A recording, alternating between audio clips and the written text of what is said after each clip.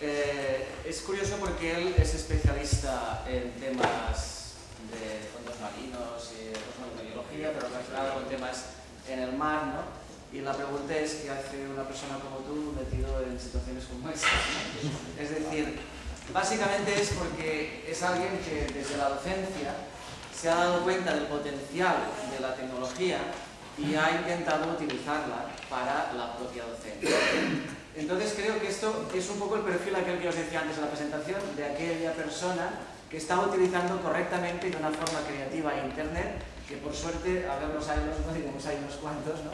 Y yo creo que tenemos un ejemplo, ¿no? Yo antes le preguntaba a él, oye, pero ¿cómo te lo haces, no? Porque si uno va a Google y busca su nombre, veréis que hay cantidad de cosas de él, ¿no?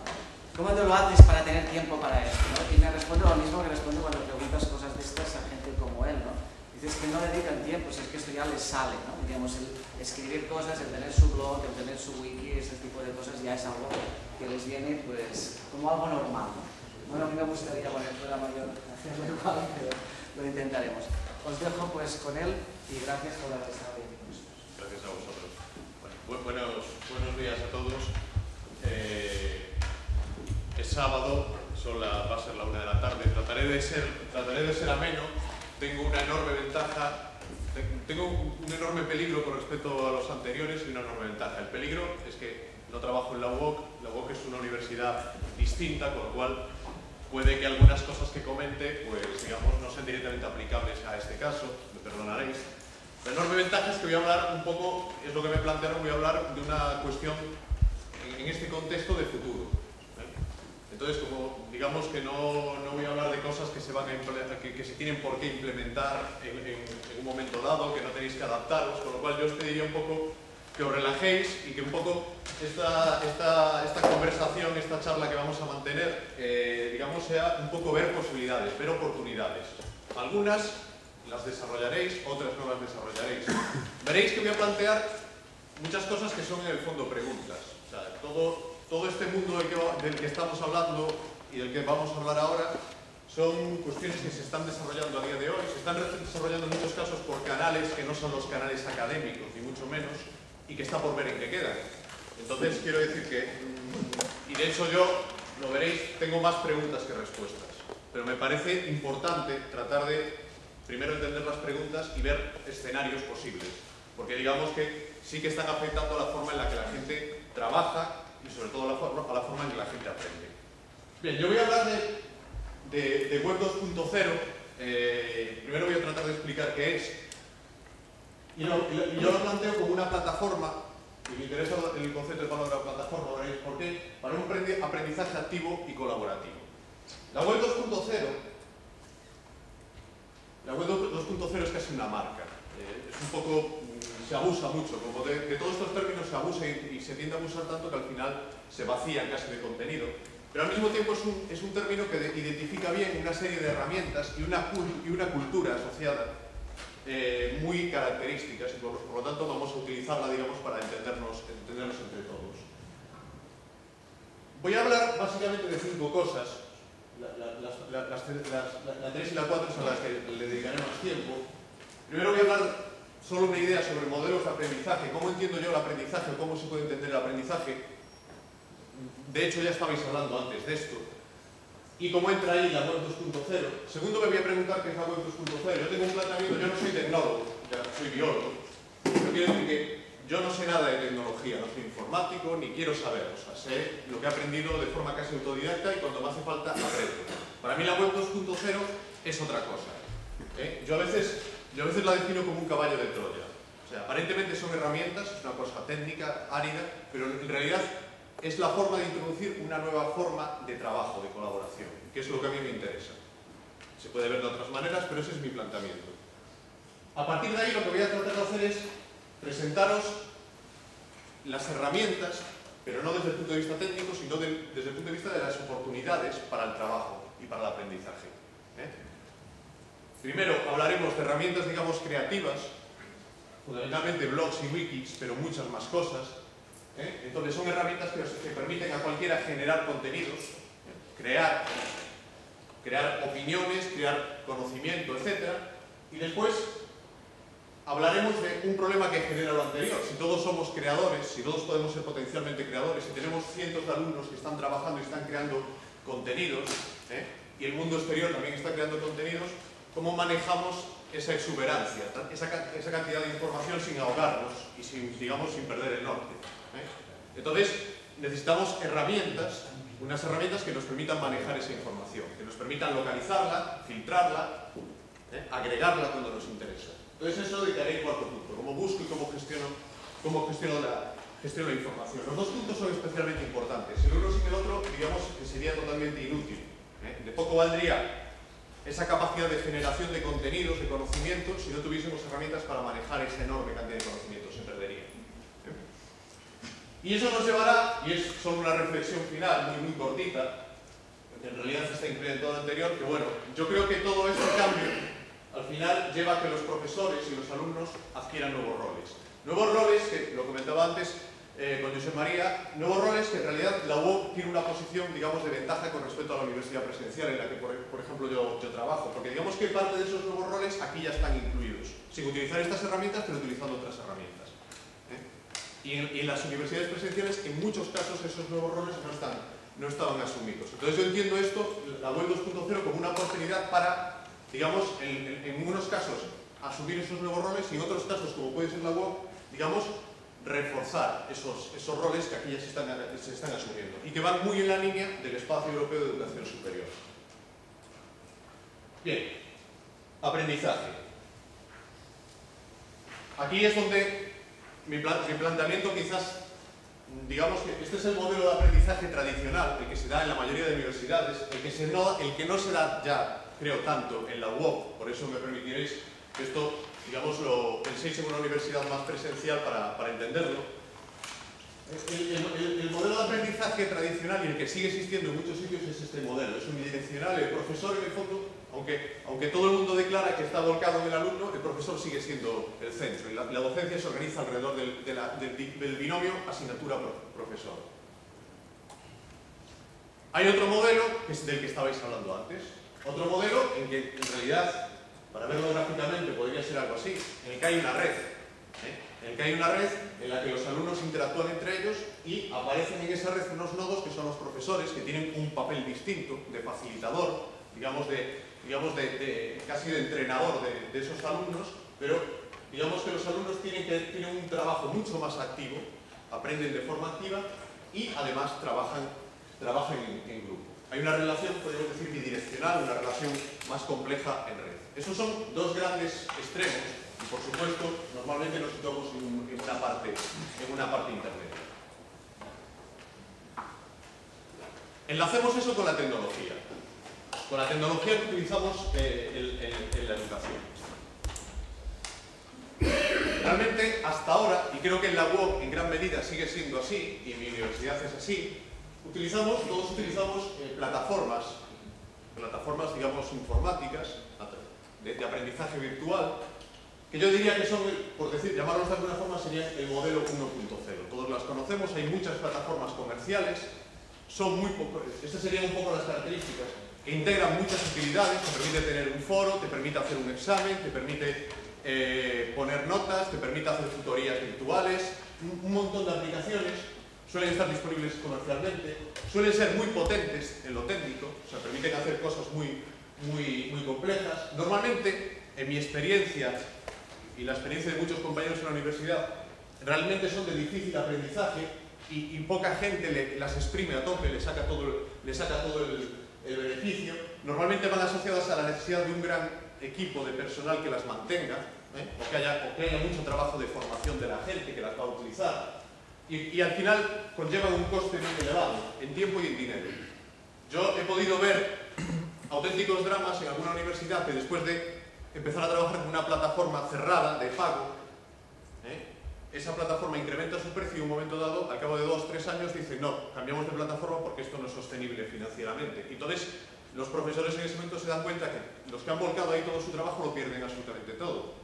Porque digamos que no son compatibles, no se puede, hay un problema técnico, pero que es un problema, y eso a su vez lleva a que esos profesores en la siguiente plataforma ya no se involucren.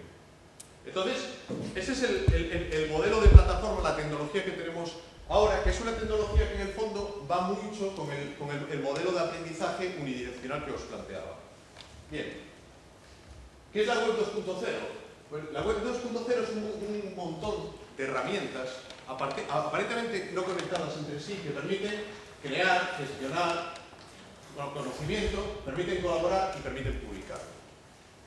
Que tienen algunas características, después volveré sobre ellas, pero que contrastan mucho con lo anterior. Normalmente son de código abierto, o sea, cualquiera las puede modificar. Normalmente son fácilmente integrables, suelen ser gratuitas, suelen tener costes muy bajos, suelen ser fáciles de aprender, de fácil aprendizaje. El ejemplo claro son los blogs. Y los blogs, los chavales, desde pequeñitos, usan los blogs. Y os pongo otro ejemplo también más difícil. O sea, cualquier político en campaña electoral sabe un blog. Y muchos se lo saben ellos mismos. O sea, son herramientas muy sencillas y que se pueden adaptar a necesidades específicas. De una herramienta genérica pasarlo a una herramienta mucho más específica. Volveremos sobre esta idea. Pero entonces, ¿qué es en concreto eso que yo os digo la web 2.0? Pues a mí me gusta definir lo que es mucho más que tecnología. La tecnología es casi la excusa, como decía antes. Es una forma de trabajar en abierto y trabajar en red, de generar conocimiento abierto. Bueno, os traía un vídeo que parte de la presentación os la iba a mostrar en internet, con ejemplos, pero funciona un poco mal la red aquí, no se ve demasiado bien, es difícil de manejar, entonces lo que voy a utilizar son pantallazos.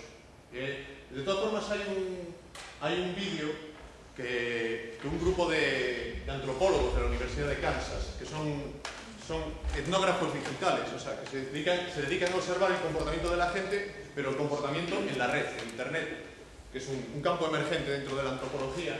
Bueno, pues ellos sus resultados de investigación, aparte de los papers, etcétera, digamos que los están difundiendo haciendo vídeos que cuelgan en YouTube.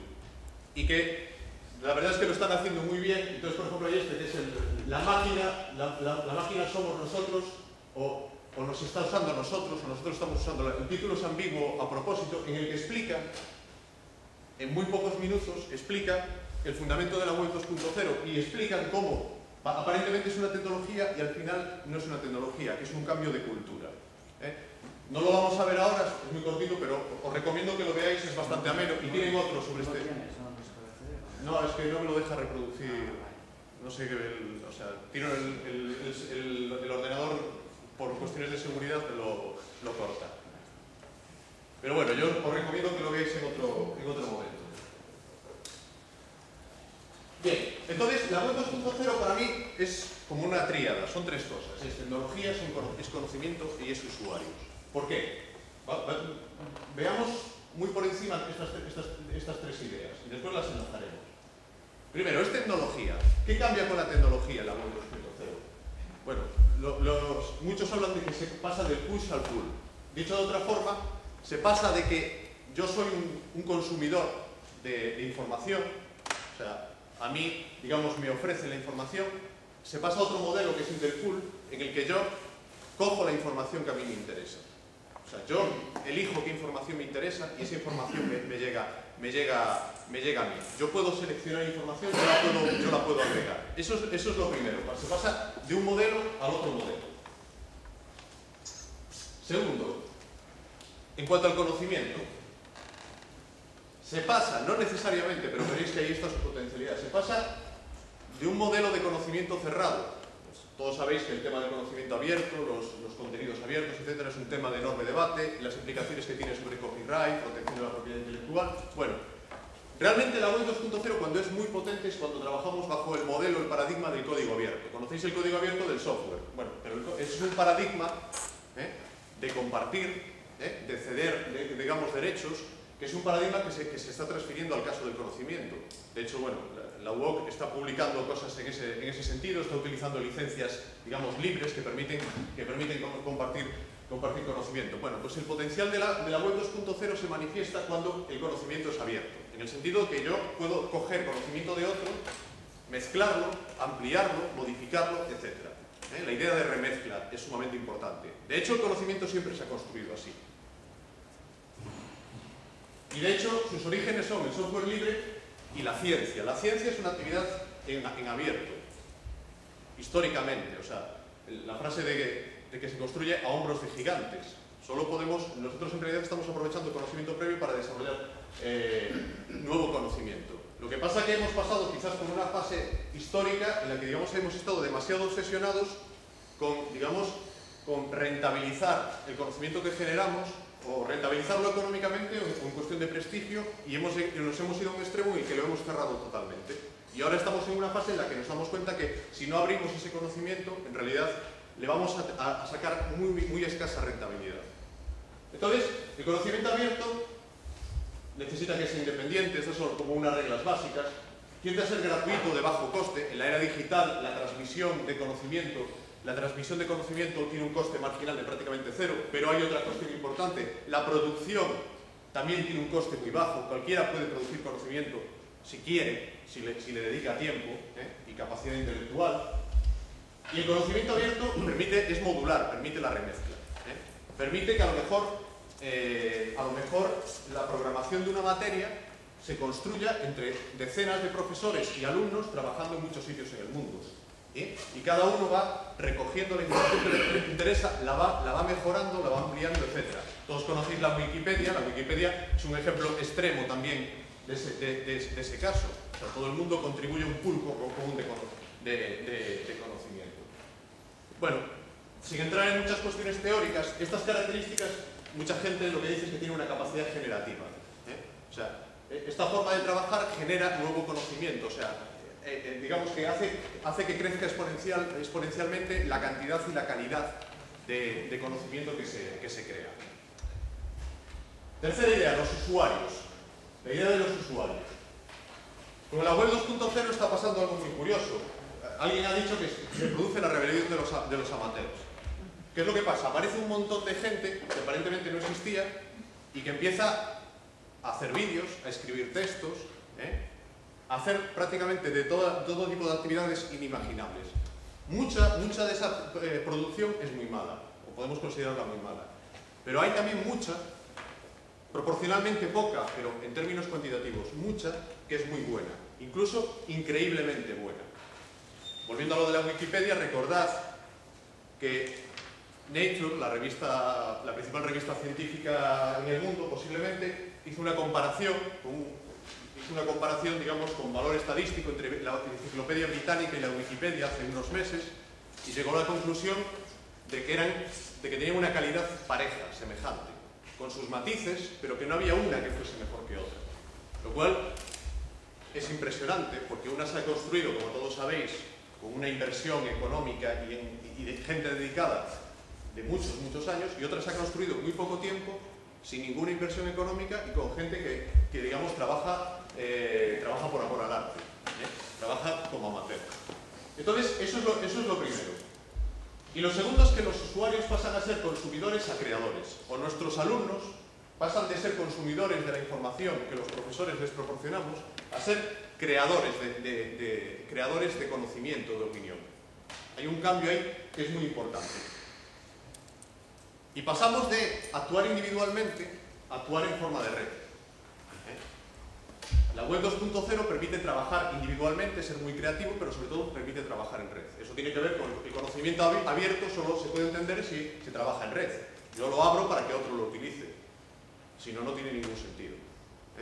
Entonces, hay un cambio radical en cómo los usuarios, un genérico, pero podríamos trasladarlo aquí a los estudiantes y los profesores, que también somos usuarios, nos relacionamos con la información. Los profesores también dejamos de ser usuarios de unos contenidos que generan en otro sitio, sino también somos creadores de contenidos. Posiblemente siempre fuimos creadores de contenidos, lo que pasa es que esos contenidos quedaban en nuestra carpeta, con nuestro PowerPoint, y ahora no. Ahora tenemos la oportunidad de esos contenidos regalarlos y utilizarlos de otros, y que otros los mejoren, y que nosotros también mejoremos los de otros, y ir construyendo nuevos contenidos. Esas son las tres cuestiones básicas. De tal forma que la web 2.0, por una parte, son herramientas. Eso que veis a la izquierda, cada logo es una herramienta distinta. Es una empresa o alguien que ha creado una herramienta y la ha puesto a disposición de los usuarios en la red. Son herramientas que interaccionan entre ellas, pero al final, sobre todo, es eso, es gente. Es gente trabajando colaborativamente. De una forma muy peculiar, que por una parte se trabaja en grupo y por otra individualmente.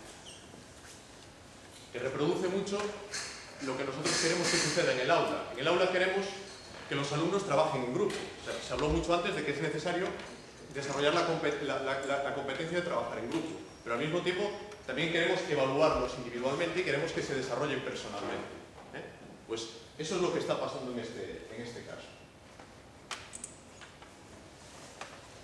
La web 2.0 es una tecnología, pero está llevando, y esto es un ejemplo, no es hablar de educación, pero me parece interesante. Como os decía, es un caballo de Troya, entonces está cambiando muchas formas de trabajar. Se está extendiendo ese paradigma creado, que al principio se creaba solo alrededor de la tecnología, se está extendiendo a otros ámbitos sociales, que podemos decir analógicos.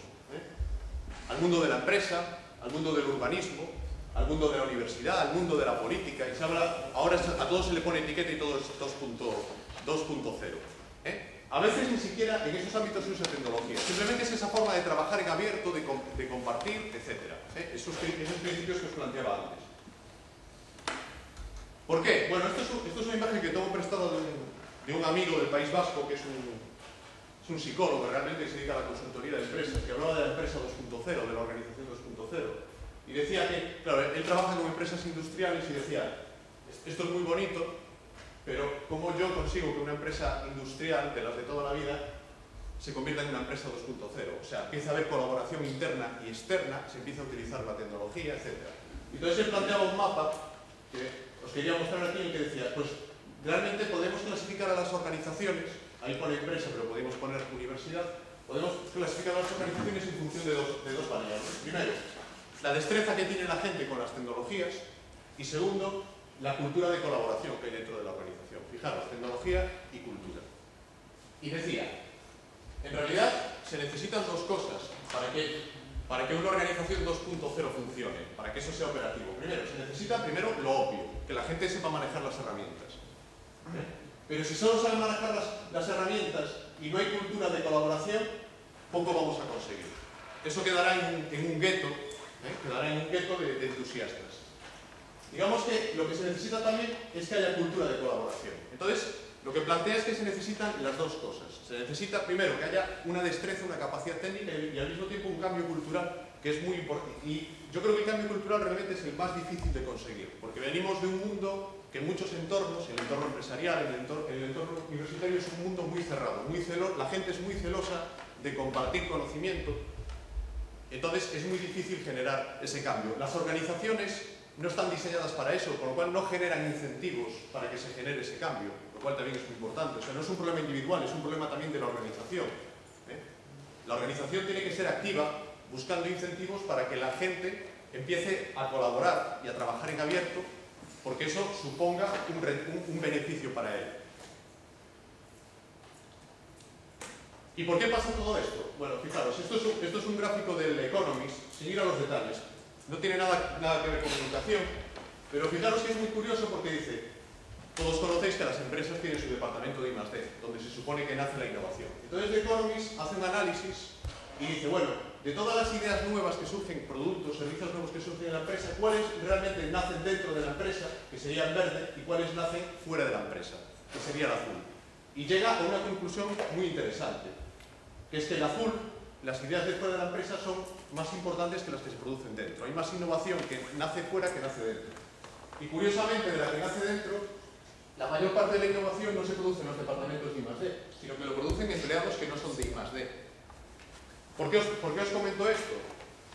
Fijaros, hay una enorme cantidad de conocimiento, de ideas, de innovación que está fuera de donde teóricamente debería existir. O sea, existe una enorme capacidad en nuestros estudiantes, en otros profesores que no están en la UOC, en otras personas que ni siquiera son profesores, que digamos pueden repercutir en nuestro trabajo.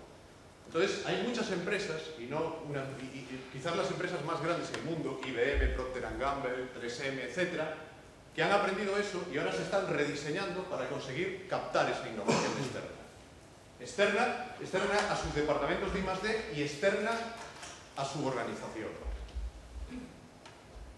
Y entonces eso nos lleva a un modelo abierto, al que se llama de innovación abierta. Pasamos de un modelo lineal, jerárquico, que es como funcionaba o sigue funcionando mucho en la universidad, a un modelo en red. ¿Y por qué? Porque se incrementa la creatividad, se incrementa la eficiencia de las organizaciones, etc. Pero eso es un cambio muy radical. Es un cambio muy radical porque las organizaciones, como una universidad, tienen que pasar a lo que se dice ahora a convertirse en plataformas. La idea de plataforma o de kernel, tomado un poco de los términos informáticos, la plataforma, digamos, es un sitio en el que están las herramientas que le permite que la gente venga de fuera, trabaje con esas herramientas, genere conocimiento, etc. O sea, que haya entradas y salidas de información. Eso es muy distinto a la idea de organización clásica, que es un muro en el que no hay permeabilidad. No hay conocimiento que entre de fuera ni conocimiento que se vaya fuera, prácticamente. Bien, eso es como una introducción casi filosófica o teórica sobre la web 2.0. Ahora os voy a hablar un poquito de herramientas. Y lo voy a centrar sobre todo en los blogs y los wikis como un ejemplo, como las herramientas más conocidas, más clásicas, que más se han desarrollado. Para mí los blogs y los wikis son tres cosas. Son gestores de contenidos, o sea, se pueden utilizar como una herramienta de blogs. Si no le llamas blog, es un gestor de contenido y te permite hacer unas páginas web fenomenales de una forma muy fácil. Eso de hacer una página web que antes era un coto cerrado de expertos, ahora la puede hacer cualquiera. A veces se le llama blog y a veces no se le llama blog, da igual. Pero permiten también el trabajo colaborativo, sobre todo en las wikis, y al final lo que permiten es mantener lo que se llama una conversación en la red, ¿no? O sea, trabajar en grupo. Pero acabaré pasando del texto a los contenidos audiovisuales. Estamos viviendo una segunda revolución, por decirlo de alguna forma. Fijaros que la primera revolución de la web 2.0 ha sido textual. Los blogs y los wikis básicamente son caracteres, son letras. Y ahora hay una nueva revolución que es audiovisual. Fotografía, vídeo y sobre todo nuevas formas de comunicación que mezclan todos esos elementos de formas distintas a todo lo que se ha visto hasta ahora. Seguramente conocéis YouTube, pero hay muchas otras cosas. Y digamos que eso genera una enorme cantidad de posibilidades a nivel educativo y a nivel de comunicación. Entonces, comentaremos un poquito también sobre eso. Bien, este es un intento de clasificación de las herramientas. Y pongo como 8 categorías, y las 8 son puntos suspensivos porque seguro que hay muchas que no las puedo introducir ahí. Los blogs, los wikis, pero después lo que sería el complemento de blogs y wikis en el ámbito audiovisual, pues YouTube, Flickr, para presentaciones, SlideShare, después veréis qué es si no lo conocéis. Están apareciendo un montón de herramientas, seguro que os suenan, sobre todo de los chavales, como puede ser MySpace o Facebook, o incluso Twitter, etcétera, que son herramientas que no se sabe muy bien aún lo que son una especie de blogs pero en pequeñito, muy rápido, o redes sociales, mensajería instantánea. Es una mezcla, una hibridación de herramientas que ya existían. Fijaros que no está ahí el correo electrónico. El correo electrónico se está quedando obsoleto en todo este proceso. Cada vez se usa más. O sea, hubo un tiempo en el que se pensaba que el correo electrónico nos iba a saturar, porque todo nos llegaba por correo electrónico. Y ahora, curiosamente, el correo electrónico cada vez, yo creo que se está reduciendo, sobre todo cuando se empiezan a utilizar este tipo de herramientas. Después hay herramientas de clasificación de la información muy potentes, y aquí sí que ya hay muchas herramientas desarrolladas pensando específicamente en el ámbito académico y científico, lo cual es muy interesante. Volviendo a Nature, el grupo editorial de Nature ha desarrollado una herramienta de clasificación de información, que no está ahí, que se llama Cognotea, que está pensada para comunidades científicas, por ejemplo, y que es web 2.0 pura y dura. Buscadores especializados, o sea, se acabó el Google como la única fuente de información, que siempre nos deja un poco descontentos, porque a lo mejor lo que sale al principio no es lo que más nos interesa. Pues hay buscadores que nos permiten ser mucho más precisos y buscar en tipos de información más concreta. Aparecen agregadores, o sea, sitios donde yo puedo juntar toda la información que me interesa, después veremos algún ejemplo, etc. Aparece todo esto. Esto que tampoco lo veis aquí muy bien, pero la presentación después yo os la dejaré aquí, de todas formas estará en internet para que la podáis acceder a ella. Esto es un mapa que generó una gente aquí, se publicó hace poco un libro que se llama Web 2.0 por dos personas, dos españoles, que es como una introducción a la Web 2.0 que se puede descargar en internet, y publicaron en paralelo publicaron un mapa visual, que es nada más que era poner todas las herramientas clasificadas por tipo de herramienta. Entonces es simplemente para daros una idea de la enorme diversidad de herramientas que existen. Herramientas que os recuerdo, esto lo vimos antes. código abierto, se pueden integrar, son casi gratuitas o gratuitas totalmente, se aprenden fácilmente, se pueden adaptar fácilmente y realmente se necesitan pocos conocimientos técnicos para utilizarlas. Esas herramientas, en realidad, fijaros, pensad un poco en una plataforma típica, en la 1.0. Una plataforma es un conjunto cerrado, o sea, hace una serie de cosas, las puede hacer muy bien, pero no tenemos la impresión de que sean piezas, sino que es un conjunto en el que todo está muy bien ajustado. Pero es un drama si quiero hacer algo nuevo. Si yo quiero meter algo nuevo, generalmente no podré, porque es una plataforma comercial y yo no la puedo modificar. O si puedo modificarla, tendrá que ser alguien que programe y que haga una revisión a fondo. Bueno, en la web 2.0, todas estas, los blogs, wikis, etcétera, se integran entre ellos de una forma mucho más flexible, aparentemente mucho más desordenada. El orden no viene de la integración informática, sino que el orden se lo da al usuario. Como yo puedo coger la información que me interesa y agregarla en un sitio, yo soy el que lo ordeno, y cada uno lo puede ordenar de forma distinta. Y forman lo que se puede denominar como un ecosistema, en el que aparecen un montón de medios de producción de contenidos y de gestión, que son los que aparecerían en la columna de la izquierda, los blogs, digamos los wikis, y después aparecen medios de búsqueda de información, de agregación, de Licius, de Loratio. Ahora veremos estos ejemplos. Y toda esta información se integra porque aparece también un nuevo concepto que no sé, muchos de vosotros seguramente ya tenéis experiencia con él, a lo mejor otros no. Todo esto que estoy contando, habrá gente que sepa, o sea, que a lo mejor sabe mucho más que yo de todas estas cuestiones, seguro, que a lo mejor hay gente que no está tan avezada, o sea, quiero decir que estoy tratando de tener un nivel intermedio para todo el mundo, pero siempre pasa con estas cosas que digamos que hay muchas diferencias entre la gente. Aparece un nuevo concepto que es el teleetiquetado. Fijaros, en la web 2.0 no necesariamente, pero lo que hace la gente es que cuando genera contenido lo etiqueta, le pone nombres, como palabras clave, y eso lo hace el propio usuario. Todos estaréis acostumbrados en vuestro ordenador a tener las famosas carpetas. Las carpetas, si os fijáis, son un sistema de organización unidireccional. Yo tengo una carpeta y dentro de una carpeta abro otras carpetas. Pero yo no puedo tener, o sea, no puedo tener un documento en dos carpetas distintas. Bueno, puedo tenerlo si lo copio, pero ya tengo dos copias. O sea, no puedo tener un único documento que me aparezca en la carpeta A y en la carpeta B. Y seguro que a todos nos ha pasado que en muchas ocasiones nos gustaría hacer eso. Seguro que todos tenéis un drama, igual que lo tengo yo, con las fotos digitales. Pues hacemos cientos de fotos digitales y cómo las guardo. Entonces, normalmente la gente las guarda por carpetas, normalmente por periodos de tiempo o por temas, ¿no? Vacaciones del 2007. Pero claro, en las vacaciones del 2007, a lo mejor le hice una foto a mi hijo y a mí, cuando quiero buscar las fotos de mi hijo, tengo que ir a todas las carpetas e ir viendo en dónde está mi hijo. Y me gustaría poder tener otra carpeta donde estén las fotos de mi hijo. Pero claro, las tengo que copiar, con lo cual... Y los criterios de clasificación son enormes. Bueno, ante eso surge una nueva estrategia que es muy importante. Fijaros que aquí hay algunas cuestiones que no son tan públicas, tan visibles, pero son muy importantes, que es la del etiquetado. La estrategia es que yo las fotos no las meto en carpetas, las dejo, imaginaos físicamente, las tiro todas, pero cada foto le pongo etiquetas. Pues pongo 2007, vacaciones, el nombre de mi hijo, playa, etc. Y después yo utilizo un buscador y automáticamente, cuando yo quiero, con ese buscador me aparecen todas las fotos bajo una serie de criterios.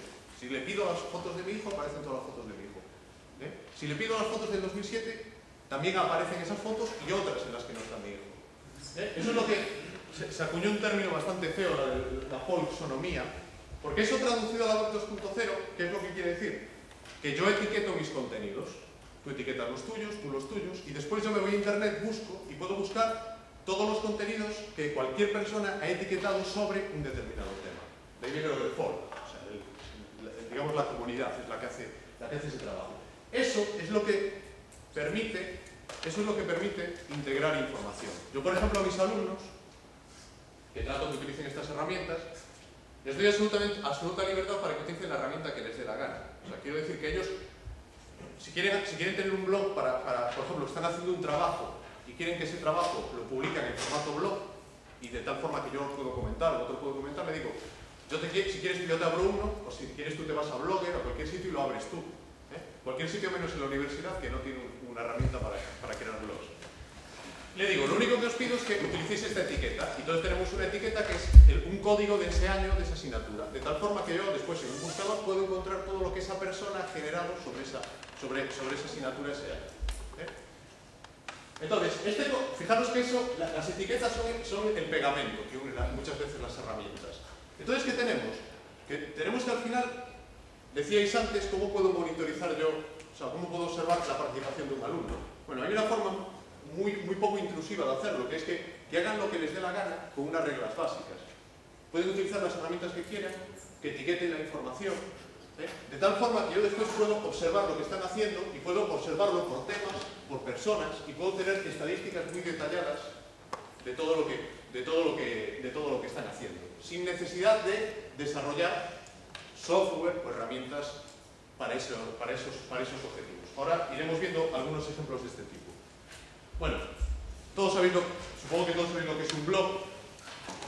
Más que explicarlo, Blogger, que lo compró Google desde hace un tiempo, Blogger es una plataforma, cualquiera puede tener un blog gratuitamente mediante una herramienta que se llama Blogger. No necesitas ni un servidor, ni necesitas tener ningún conocimiento. Como dice ahí, lo haces en 3 minutos. Hay universidades que ofrecen plataformas de blogs, o sea que tienen un servicio interno, y otras universidades, como creo por ejemplo la de Alicante, que hacen otra cosa. Ofrecen la plataforma de blogs, pero cuando entras te dicen, en 3 minutos lo creas con Blogger. O sea, si eres profesor mío, te vas a Blogger y lo haces.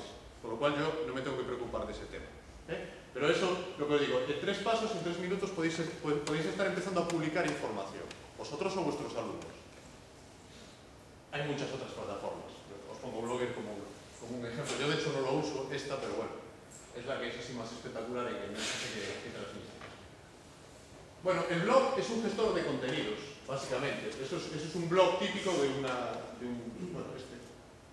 no sé por qué escogí esta imagen, pero este es una persona, un empresario japonés en concreto, y bueno, ya veis, suelen tener siempre la misma estructura, tienen la cabecera y después los contenidos ocupan la parte central, suelen estar ordenados cronológicamente, no tienen por qué, aunque todo el mundo estamos acostumbrados a verlos cronológicamente, pero no tienen por qué estar ordenados cronológicamente. Y si le decimos que no ordene cronológicamente, ya aparece una página web normal.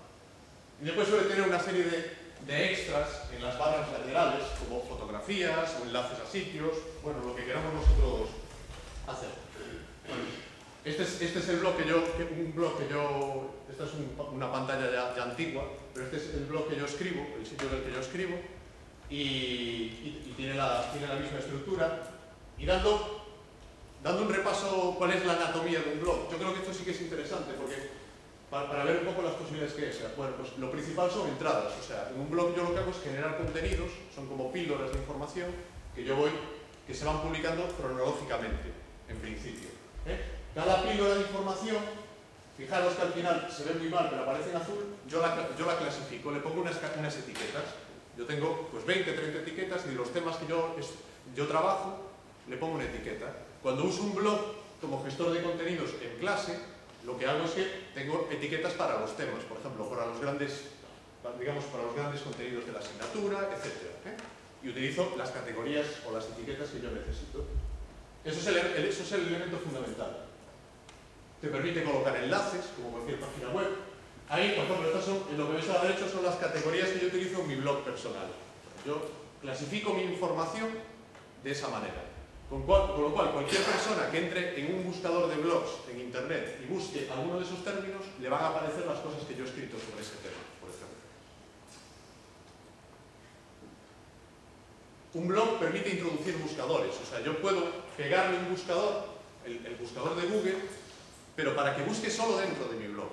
O sea, yo puedo, por ejemplo, puedo tener un blog de una asignatura. Imaginaos una posibilidad, que tenéis un blog de la asignatura en el que escriben 100 alumnos. Imaginaos, se generan cientos o miles de entradas, de contenidos. Eso parece ingobernable, inmanejable. Bueno, pues podéis colocar un buscador que solo busca dentro de ese blog. Entonces podéis buscar, por ejemplo, por el nombre del alumno, podéis buscar por el tema que se ha tratado, etc. Entonces se puede generar ese tipo de... Después, normalmente todas las plataformas generan índices cronológicos, o sea, podéis buscar cronológicamente. Normalmente se van asociados una columna de enlaces a otros blogs de interés. Yo lo utilizo también en mi asignatura. Normalmente siempre tengo una barra de enlaces que es como las recomendaciones bibliográficas en Internet. O sea, en qué otros sitios puede encontrar información de interés. Curiosamente, al menos en las materias que yo imparto, cada vez hay más información de mucho interés escrita en blogs.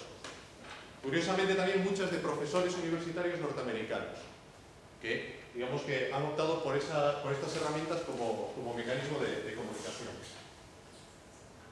Y después, la introducción, eso es el front office, o sea, es lo que ve la gente, lo que se publica, pero detrás de eso hay una trastienda, que es donde vosotros trabajáis. Bueno, la trastienda a nadie le tiene que asustar porque básicamente es un procesador de textos un poquito modificado. Es como si trabajásemos en Word.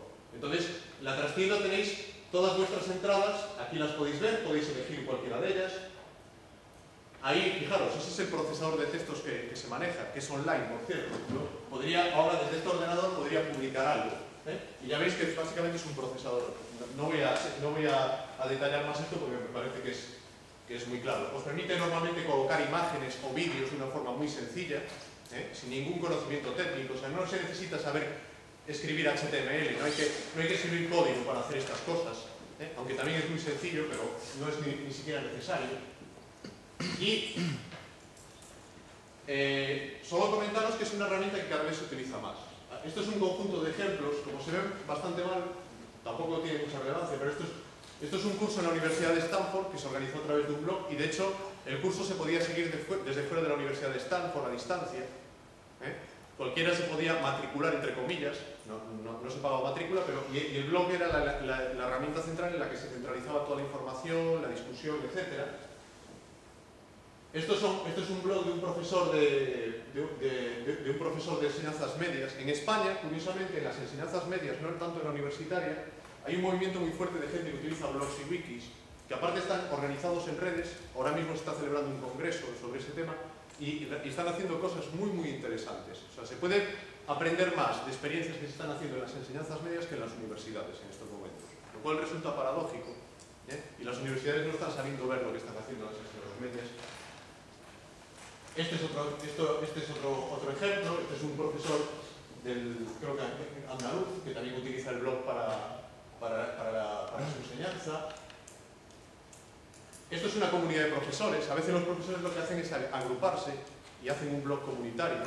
El aula blog es un blog que escriben entre muchos profesores.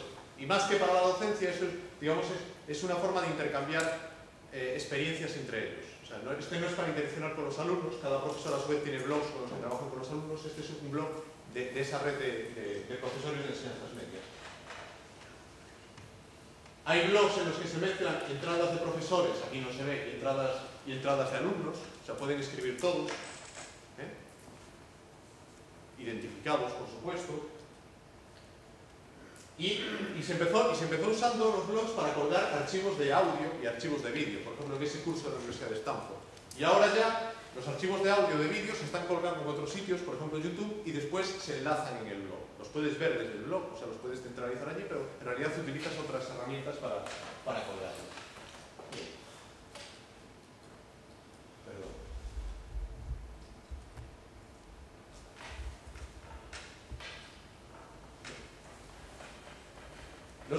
Los wikis es una herramienta parecida pero distinta. Los wikis, fijaros que el blog en un principio es una herramienta individual. O sea, la forma natural de empezar con un blog es una decisión individual. Cada uno tiene su blog. Ya veis que después va evolucionando y hay blogs de grupos de gente.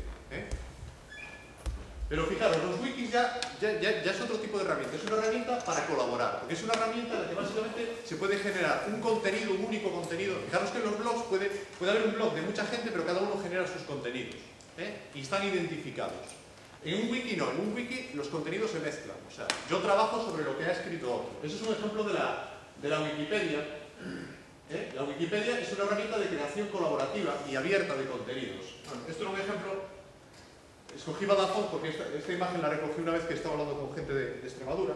Entonces, la entrada de Badajoz, que es una entrada extensísima donde se habla de la ciudad, y les mostraba en directo cómo yo puedo entrar y editarla libremente y cambiarla, para lo bueno y para lo malo. Ya sabéis, que esto lo vamos a hacer, ya sabéis que ahí se generan a veces unas guerras y tal, pero lo cierto es que el resultado final es bueno y cada vez se usa más esta herramienta digamos, como una fuente de información, no como fuente única, pero como una fuente de información. Pero fijaros, yendo más allá de la Wikipedia, ¿eso qué quiere decir? Que si un grupo de estudiantes está haciendo un trabajo en grupo, esta es la herramienta idónea. Y si no están en el mismo sitio físico, mucho más. O sea, todos pueden estar construyendo un único documento. Los wikis son muy flexibles. O sea, en la Wikipedia yo puedo entrar y modificarla. Pero yo puedo tener un wiki privado, o privado de un grupo de gente, que solo entre con una contraseña. Puedo tener un wiki dentro de la web y solo lo pueda ver la gente de la web, o la pueda ver solo mis alumnos, o solo los alumnos que yo quiera. O sea, la flexibilidad es total y absoluta. Se puede hacer prácticamente lo que nos venga en ganas con este tipo de herramientas. Por poneros un ejemplo, la Wikipedia se construye con un software que se llama MediaWiki, que es de código abierto, que cualquiera puede instalar en su servidor, etc. Y cualquiera puede manejar, que necesita unos ciertos conocimientos técnicos bastante limitados, pero es que incluso ahora aparecen alternativas como es una que es Wikispaces, que es una alternativa en la que tú no te lo instalas en el servidor, es un servicio externo y es gratuito. Pero este es uno que yo utilizo a veces para construir documentos con otra gente o yo solo. Incluso para usos educativos es gratuito, pero coloca publicidad, como el buscador de Google. Pero incluso para usos educativos es gratuito, siendo gratuito, no coloca publicidad. Bueno, es un detalle. Sí. ¿Son fácilmente exportables los wikis? Sí, porque todos... O sea, gente que yo creo un wiki... Lo puedes pasar de uno a otro. Y algo se meter en la Wikipedia. Sí. Vamos a ver, el wiki, en realidad, vamos a ver, a nivel técnico, David, creo, aquí tenéis una persona que sabe bastante más que yo de esto, pero a nivel técnico, el código que utiliza un wiki es como un HTML reducido. Por ejemplo, Wikispaces te permite exportar en varios formatos. Uno de ellos es HTML. Y yo ya lo he hecho y he importado después como otra herramienta de wiki o como un blog y exporta e importa bien. A veces hay pequeños, hay caracteres que salen un poco mal, algún enlace que se pierde, pero digo, son cuestiones menores. Entonces, por ejemplo, Wikispaces lo está usando mucha gente en comunidades educativas porque es que es gratis, no tengo ni que tener servidor. Bueno, yo lo utilizo con mis alumnos. O sea, para trabajar con mis alumnos lo hace. Estuve unos meses en los que le pedí a la universidad que instalase estas herramientas en el servidor. Descubrí que era imposible que lo hiciese, no era mala voluntad, es que era imposible. Y también descubrí que yo lo tenía al alcance de la mano.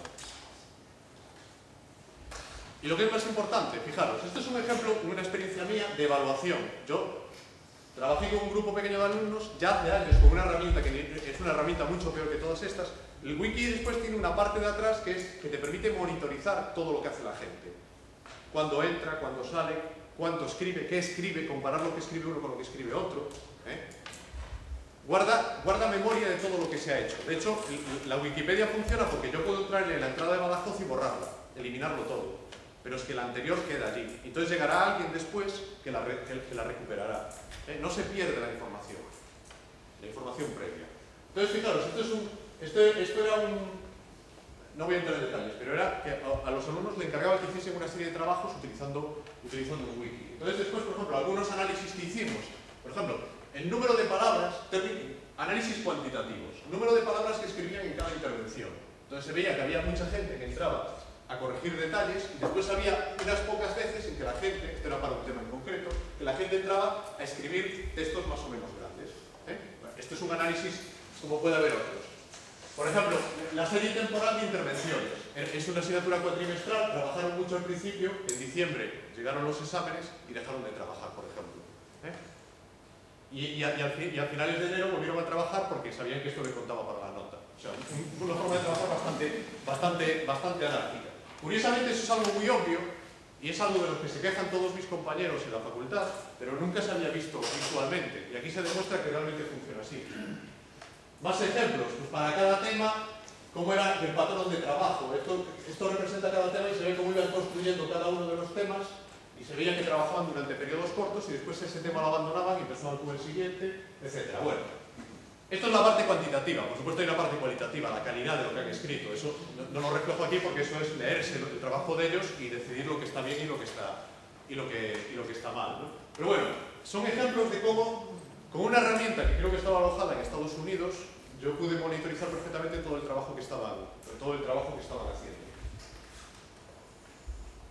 Esto lo tomo prestado de un profesor de enseñanza secundarias que lo presentó en noviembre de 2006 en una reunión en la que estaba también David, por cierto, y me pareció muy interesante. Era un profesor que usa mucho los wikis y blogs y planteaba lo flexible que era. Por ejemplo, él decía que un wiki en realidad son 7 cosas. No voy a entrar en detalle, pero fijaros, decía, mira, hay un instituto no sé dónde que hace una revista digital que es un wiki, aunque nadie se dé cuenta.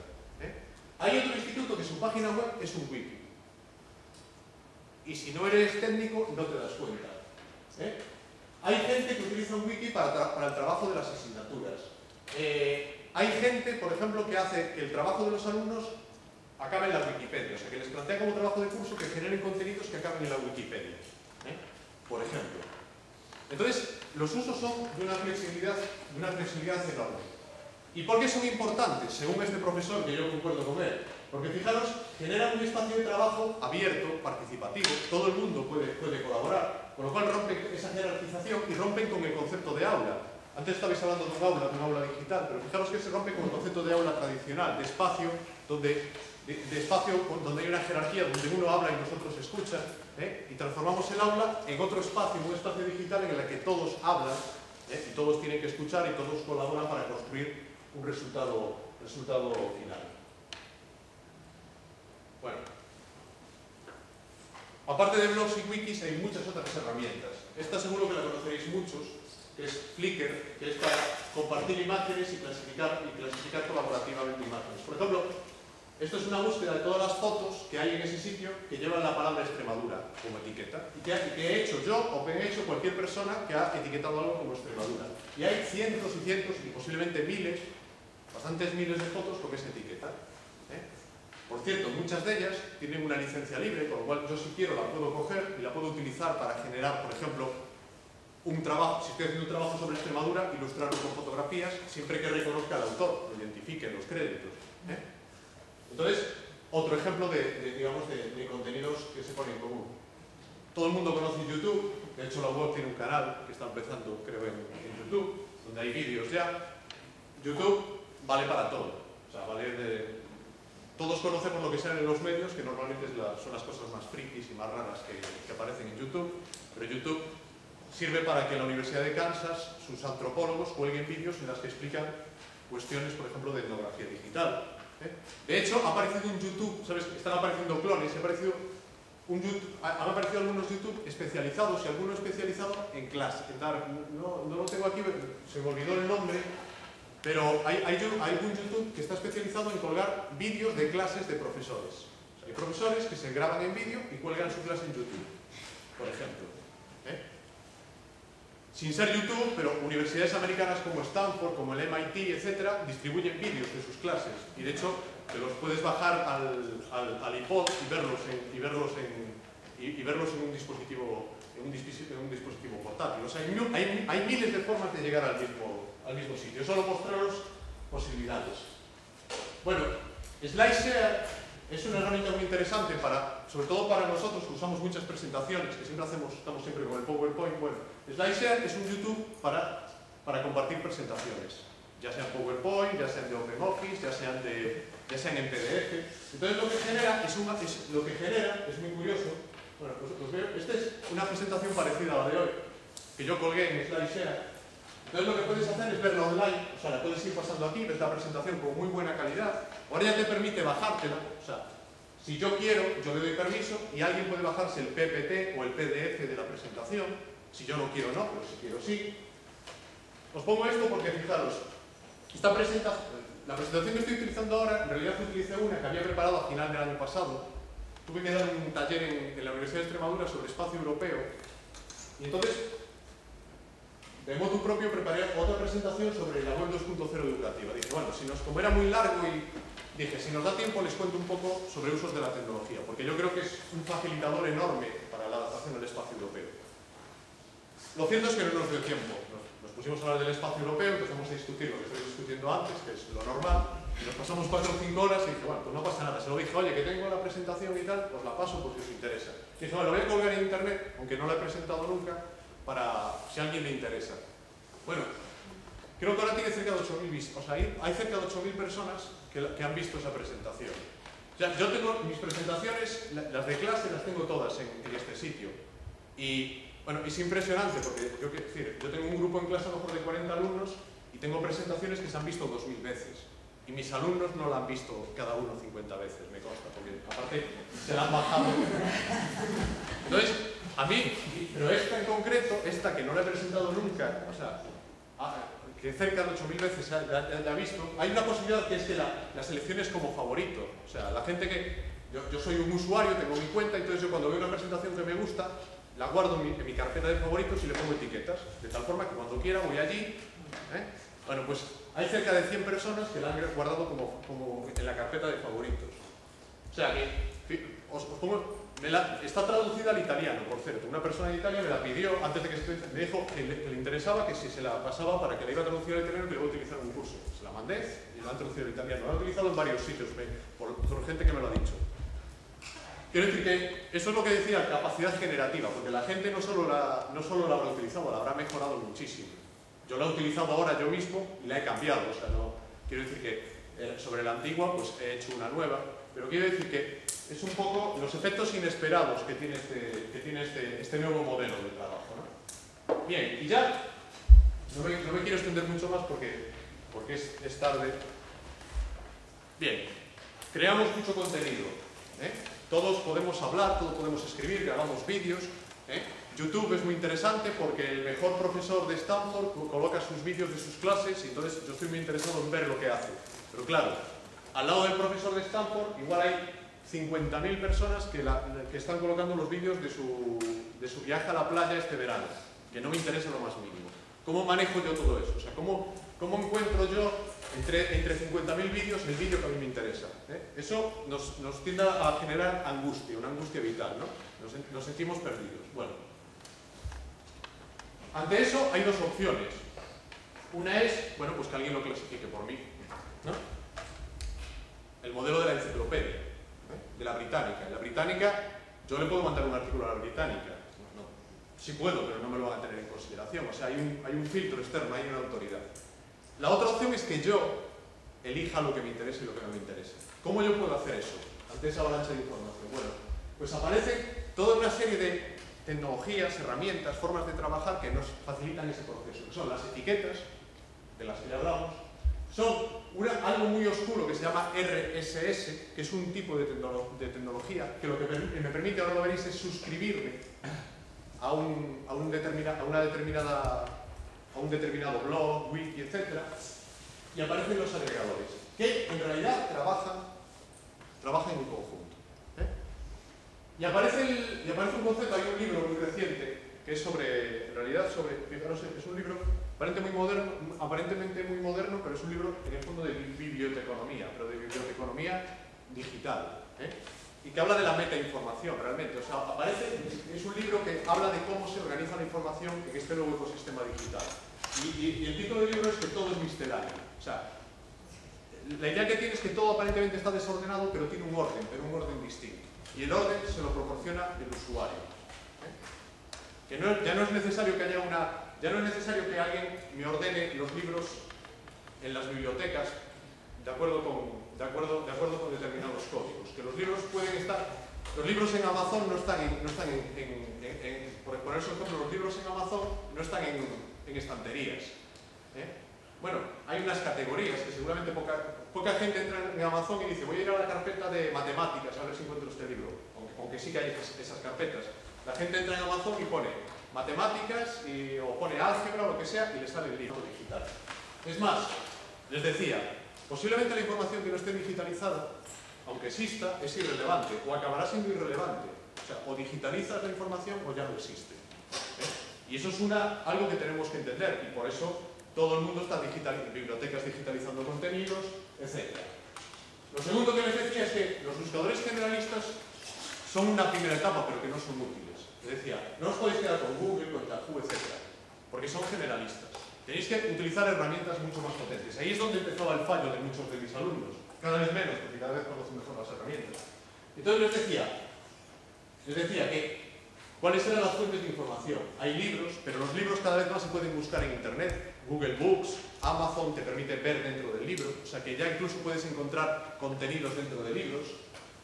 Hay artículos científicos, en nuestro caso, hay working papers que normalmente ya están en digital, y sobre todo hay la web 2.0, que es un enorme repositorio de información, primaria y secundaria. Y les decía que para todo eso hay buscadores específicos. Si yo quiero buscar en libros, me voy al buscador de Google de libros, por ejemplo. Si quiero buscar en blogs, tengo herramientas para buscar en blogs. Si quiero buscar vídeos, tengo herramientas para buscar vídeos. Entonces, esto es más complicado que entrar en Google y ahí ya me sale todo en los primeros 5 enlaces. O sea, requiere un esfuerzo, requiere una responsabilidad mayor, pero es posible y no es una tarea inabordable, ni mucho menos. Otra cosa que les decía, la información una vez que la encuentro la debo almacenar, la debo clasificar. ¿Cómo la almaceno? No es que la almacene en carpetas, le pongo etiquetas y la agrego en un cierto sitio digital. Ahora lo veremos. Y les decía que las herramientas de búsqueda estaban creciendo de una forma impresionante. De hecho, cuando yo les hablaba de esto no había herramientas que ya hay ahora. Por ejemplo, ahora yo puedo construir, Google me permite construir un buscador basado en Google que solo busque los sitios que yo quiero. Puedo tener un buscador de Google que solo busca en una parte de Internet, en la que yo quiero, en la que yo le acoto. Por ejemplo, que me busque en la Wikipedia, que me busque en la página de la web y que me busque en el blog de 50 amigos. Porque solo me interesa ver ahí.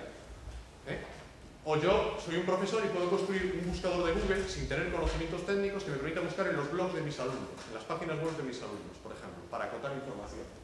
Incluso puedo buscar geográficamente. Todos conocéis los mapas de Google, de Yahoo, pues bueno, yo puedo hacer búsquedas acotadas geográficamente en ciertos aspectos. O sea, y eso es algo que está evolucionando muchísimo. Es una tecnología que está mejorando mucho. Está mejorando por la necesidad, o sea, porque cuando se genera más información, más necesidad tenemos de buscarla mejor. Les decía que blogs y wikis, que eran blogs y wikis, lo que hemos visto ahora, os pongo tal como se lo presentaba a ellos, ¿no? Y que aparte de blogs y wikis hay audio y hay vídeos. Los podcasts, que son el audio, y el vídeo, que son a veces se le habla de blogs con V, para identificarlo, en YouTube, etc. Y que, una cosa importante, y aquí aparece el concepto de RSS, los blogs tienen y los wikis tienen una característica, en YouTube, que no está visible, y la página de la web, y la página incluso de mi universidad, que utilizan tecnología RSS. ¿Qué quiere decir eso? Que yo me puedo suscribir a la página de la web, o a algunas partes de la web de la web. Os podéis suscribir a mi blog. O sea, cuando queréis ver si yo escribo algo en mi blog, no tenéis por qué entrar en mi página web, en mi dirección, sino que vosotros os suscribís. Y vosotros podéis tener una página en vuestro ordenador o en vuestro navegador. Podéis tener una herramienta en la que se agregue todas las novedades que hay de cualquier sitio al que estéis suscritos. Vamos a verlo con... Fijaros, yo utilizo ahora una herramienta de Google que se llama Google Reader. Bueno, pues yo estoy suscrito, pues a lo mejor a 300 cosas distintas. A 100 blogs, estoy suscrito a una herramienta de búsqueda que me dice cuando alguien me ha citado a mí en otro sitio. O cuando aparece, estoy suscrito a otra herramienta que en Google News y que me dice cuando hay una noticia sobre determinado tema. Yo me puedo suscribir, por ejemplo, noticias de prensa sobre la montaña de Montjuïc. Entonces, cuando hay alguna novedad, aparece en esta. Yo entro en mi navegador y esta es mi página de inicio, en mi caso, y aquí agrego toda la información nueva que hay, solo la nueva. La antigua también está, pero no aparece si yo quiero. Pero aparece toda la información nueva. Con lo cual, fijaros, ¿cómo consigo yo? Bueno, no cualquiera. ¿Cómo puede conseguir cualquier persona de una forma rápida leer o ver las novedades que aparecen en 300 sitios? Imaginaros, en todos los periódicos de España, tenerlos todos en un mismo sitio, mediante la combinación del RSS, que es una tecnología, y un agregador, como Google Reader, Bloglines, etc. Hay montones. Algunos están en la web y otros son programas que tú te instalas en tu ordenador. Eso ya es una opción personal, es una decisión personal cuál es más cómodo, etc. Entonces, fijaros que esa avalancha de información, al final, cómo la consigo sintetizar y cómo la consigo tener más o menos ordenada. Y no es que me suscriba, lo que os decía, no es que me suscriba al periódico El País, que claro, cada día me salen 200 noticias nuevas. Es que me puedo suscribir al periódico El País y que solo salgan las noticias que tienen la palabra clave Zapatero. Y solo me vienen las noticias en las que aparece esa palabra clave, porque a mí me interesa eso. O me puedo suscribir a las noticias del tiempo de mi ciudad. Bueno, aquí también hay una serie de innovaciones tremendas, porque podéis personalizar totalmente la página web y tener la información colocada exactamente como queráis. Resultado, fijaros, cada uno puede tener una herramienta de este tipo y la de cada uno va a ser distinta de la del resto. Porque yo aquí tengo esto y al mismo tiempo estoy suscrito a las fotografías de algún amigo mío que vive en otro sitio y que cuelga fotos en internet y me gusta ver qué fotos ha hecho, que es algo totalmente personal. Mezclo lo personal y lo profesional, me da igual, esto es una herramienta que es mía. Lo puedo organizar en carpetas, puedo tener profesional en un lado, personal en otro, me da igual, eso es una decisión de cada uno. Sí. ¿Existe algo parecido para poder suscribirte a buzones de correo electrónico?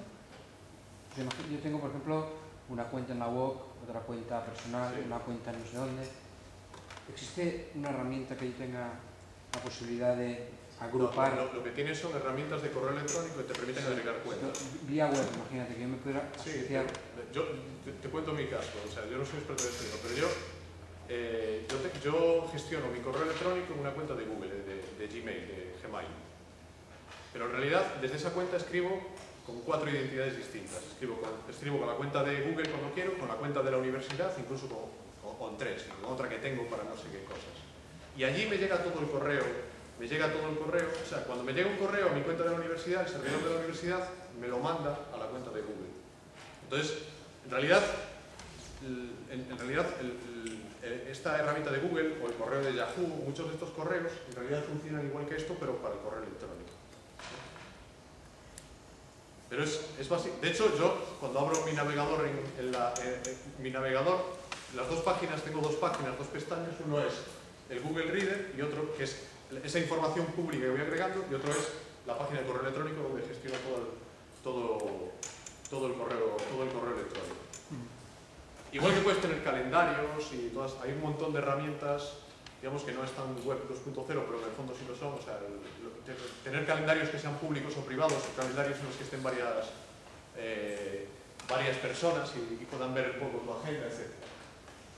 Bueno, solo comentaros unas palabras de algunas otras herramientas. Esto es un poco en plan exploración, pero hay algunas herramientas súper potentes. Una de ellas es una herramienta que se llama Delicious. Bueno, se pronuncia de otra forma en inglés, pero va a entenderlo. El nombre es un juego de palabras, que es una herramienta aparentemente no es nada. O sea, de hecho, cuando tú te das de alta es una página en blanco. Es un sitio, es como, todos tenéis los favoritos, seguramente en vuestro ordenador, tenéis la carpeta de favoritos. A todos os habrá pasado, cuando te vas de viaje, ya no tienes tus favoritos. Y que cuando cambias de ordenador a veces los pierdes, porque lo de exportar y todo eso. Bueno, esto lo que hace es lo mismo, aparentemente, online. En vez de tener yo mis favoritos en mi ordenador, los tengo en un sitio que se llama Delicious, con unas pequeñas diferencias. La primera diferencia es que puedo etiquetar, ya no tengo carpetas. Los favoritos, seguro que tenéis, yo cuando me cambié a esto tenía como 200 carpetas y al final nunca volvía a la información porque ya no sabía ni dónde estaba. Iba creando carpetas. Bueno, aquí no tienes carpetas, aquí tienes etiquetas, las tags que aparecen ahí. Entonces yo voy almacenando mi información y la puedo buscar por etiquetas.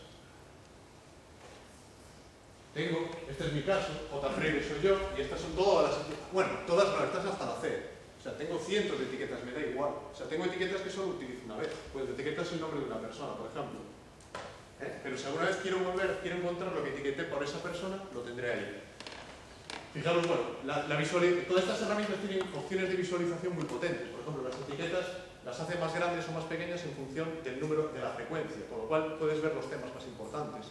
Pero la puedes ordenar de muchas maneras distintas, o sea, tienen opciones realmente muy potentes. Yo puedo buscar por ejemplo, ciencias sociales y puedo ver qué etiquetas relacionadas tengo con las ciencias sociales. O sea, que puedo no buscar por una etiqueta, sino por un grupo de etiquetas. Yo puedo utilizar una etiqueta de una asignatura. CERA 0607, CERA es el acrónimo de una asignatura que yo imparto, 0607 es el curso 0607. Y estos son yo le recomiendo enlaces a mis alumnos, por ejemplo, de artículos científicos, porque los artículos científicos también están en una página web. Incluso las revistas científicas tienen RSS que puedes suscribir. Pues yo a mis alumnos, a lo largo del curso, les voy recomendando lecturas mediante esta herramienta. ¿Por qué? Porque ellos se pueden suscribir a esta etiqueta. Y yo también me puedo suscribir. Entonces yo me suscribo a esta etiqueta y yo desde mi Google Reader veo lo que la gente ha etiquetado con ese término. Como esta etiqueta solo la vamos a usar mis alumnos y yo, porque me la he inventado, yo, sin necesidad de entrar en delicios ni nada de eso, todas las mañanas o todas las tardes, cuando yo quiera, me llegan los enlaces que otra gente ha colocado con esta etiqueta. Entonces los alumnos les digo que etiqueten información, que recomienden información y que yo se lo evalúo. Yo veo, porque hay que recomendar la información. Cuando alguien recomienda información, yo puedo ver si es relevante o no. Y según la información que recomiendas, que él recomienda, puedes ver, digamos, si está trabajando o no está trabajando. Con lo cual, fijaros, paso del individuo, de mi cuenta, paso a la comunidad, a la red. Technorati es una herramienta para buscar en blogs, que también, fijaros, estas son las que también utiliza, te permite buscar etiquetas en blogs. O sea, si yo quiero ver quién ha hablado sobre Barcelona en los blogs, entro en Technorati, pongo Barcelona y me salen todas las entradas que hay sobre ese tema, por orden cronológico, por orden de importancia relativa, tiene un ranking en función de la importancia de cada sitio, etc.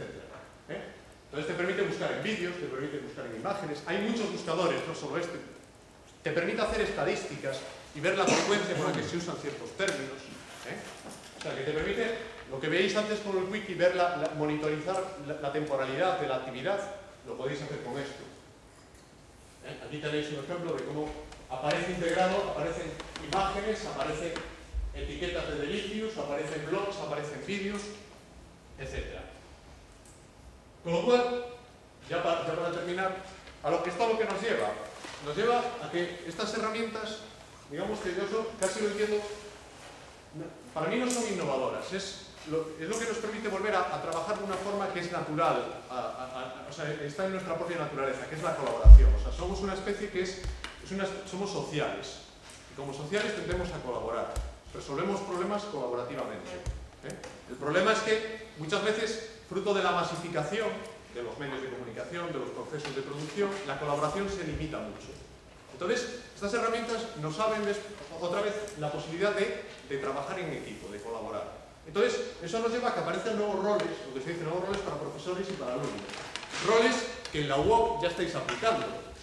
Con lo cual, yo entiendo que estas herramientas es un facilitador más. El profesor deja de ser el que imparte doctrina y pasa a ser un poco... Fijaros que esto está tomado de este profesor de secundaria, precisamente, que hacía esta clasificación, y hablaba de consultores, sin el sentido peyorativo que decíais antes, ¿no? Y facilitadores de información. Solo facilitan el aprendizaje, diseñan los medios. O sea, yo a los alumnos ahora les diseño un poco el sistema en el que pueden trabajar. Les doy opciones. O sea, les recomiendo, trabajad con esta herramienta, con esta otra, utilizad esta etiqueta. Es un poco una labor de diseño, ¿no? Actúan de moderadores, de tutores, de acompañantes, ¿no? Por supuesto, pueden evaluar, y pueden evaluar ahora de una forma mucho más potente, porque pueden monitorizar mucho más el trabajo del alumno y pueden orientar. Y los alumnos pasan de ser el alumno pasivo, el consumidor de información. Básicamente puede ser... José Cuerva decía que había 3 nuevos alumnos. El alumno profesor, en el sentido que el alumno tiene que aprender de forma activa. Eso lo lleva a ponerse un poco en el papel del profesor. No lo va a suplantar, pero tiene que tomar ese papel activo.